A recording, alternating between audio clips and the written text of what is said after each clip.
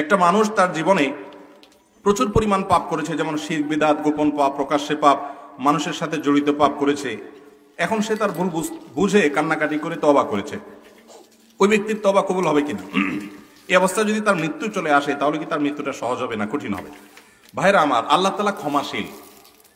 যত গুনাহ আপনি করেন, যদি আল্লাহর কাছে লজ্জিত হয়ে চোখের পানি ফেলে দিয়ে বলেন, আল্লাহ আমি আর করবো না, আমি ভুল বুঝতে পারছি, আল্লাহ, অনুতপ্ত হন এবং না করেন, আল্লাহ তাআলা সব মাফ করে দিবেন, সব মাফ করবেন। এমন একটা পাপ নাই পৃথিবীতে যে পাপ ক্ষমার অযোগ্য। এমনকি শিরক করেছেন, মাজারে সিজদা করেছেন, এখন ভুল বুঝতে পেরে লজ্জিত হয়ে বলছেন আল্লাহ মাফ করে দাও, আর করবো না, আল্লাহ তাআলা মাফ করবেন ইনশাআল্লাহ। আল্লাহ ওয়াদা করেছেন, আল্লাহ বলেছেন তুবু ইলাল্লাহি জামিআন আইয়ুহাল মুমিনুন, হে ঈমানদাররা তোমরা সবাই আল্লাহর কাছে তওবা করে ফিরে আসো। লা তাকনাতু মির রাহমাতিল্লাহ, আল্লাহর রহমত থেকে নিরাশ হয়ো না। ইন্নাল্লাহা ইয়াগফিরুদ দুনুবা জামিআ, আল্লাহ সব গুনাহ মাফ করে দিবেন, কিন্তু ক্ষমা চাইতে হবে। আল্লাহ আমাদেরকে ক্ষমা চাওয়ার তৌফিক দান করুন। সকল গুনাহ আল্লাহ তাআলা মাফ করে দিবেন, কিন্তু বান্দার হক মেরে দিয়েছেন, টাকা নষ্ট করেছেন, মানুষের হক খেয়ে ফেলেছেন, তাহলে সেই গুনাহ কিন্তু আল্লাহ রাব্বুল আলামিন, আপনি ওই আল্লাহর কাছে তো মাপ চাইলে মাফ হবে না, আল্লাহর কাছে মাপ চাইতে হবে, আবার বান্দার হক ফেরত দিতে হবে।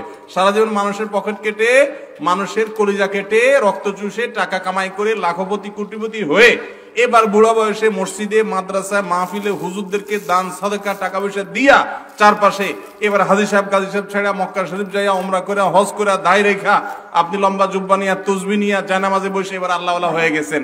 আর সারা জীবন মানুষের পকেট কাটছেন, জীবন ধ্বংস করছেন, আত্মসাৎ করছেন, ঘুষ খাইছেন, দুর্নীতি করছেন। মনে রাখবেন, এই ইবাদত বন্দি গিয়ে সেগুলা কিন্তু কাটাকাটি হবে না, সেগুলা কাটাকাটি হবে না। আমরা অনেকে মনে করি যে আরে জোয়ান বয়সে এগুলা কামাইনি, এর শেষ বয়সে এসে ফেরেশতা সেজে যাব।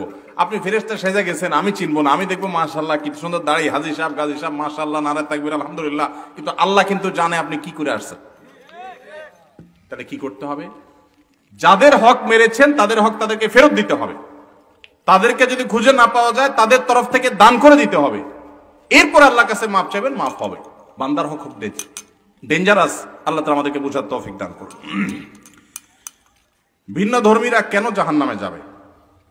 অন্য ধর্মের মানুষরা কেন জাহান্নামে যাবে? এখন আমার প্রশ্ন হলো, অন্য ধর্মের মানুষরা তারা কি জান্নাত বিশ্বাস করে? বুঝেন নাই কথা?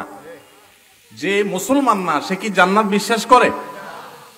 তাহলে আপনি তাকে জান্নাতে নিতে চাচ্ছেন, যে একজন মানুষ অন্য ধর্মের কিন্তু মানুষটা ভালো ছিল, সে কারোর ক্ষতি করে নাই, তাহলে এই লোকটা কেন জান্নাতে যাবে না? আমার প্রশ্ন হলো, যে যেটা বিশ্বাস করে না তারা যদি টাইনা ওই জায়গায় নেওয়া হয়, তার প্রতি সুবিচার হবে না অবিচার হবে?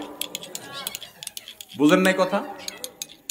একজন একটা বিশ্বাস করে না, তারা জোর করে টেনে ওখানে নিলেন, এটা কি তার প্রতি সুবিচার হবে না অবিচার হবে? তো যে জান্নাত বিশ্বাস করে না, যে আল্লাহরে বিশ্বাস করে না, তাহলে তার কাছ জন্য আল্লাহর কাছ থেকে আপনি জান্নাত আশা করেন কোন যুক্তিতে? বুঝেন নাই ভাইরা আমার?